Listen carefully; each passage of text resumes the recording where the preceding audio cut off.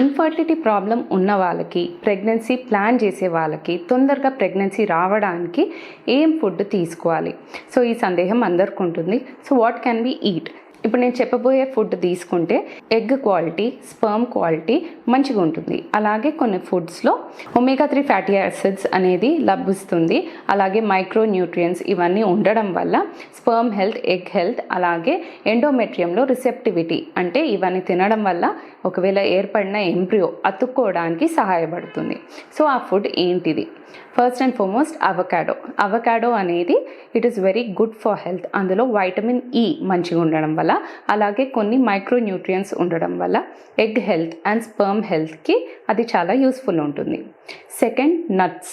So నట్స్లో almond, walnuts, these will help for sperm health and egg health. Next coming to berries అనేది rich in anti oxidants.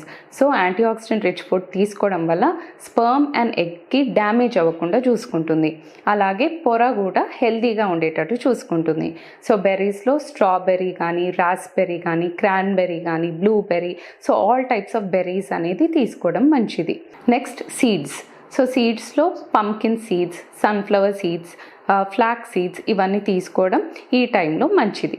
అలాగే ఫ్రూట్స్లో pomegranate అనేది తీసుకోవడం, అలాగే vitamin C rich fruit that is lime కానీ, oranges కానీ ఇట్లాంటివి prefer చేయడం వల్ల యూస్ ఉంటుంది.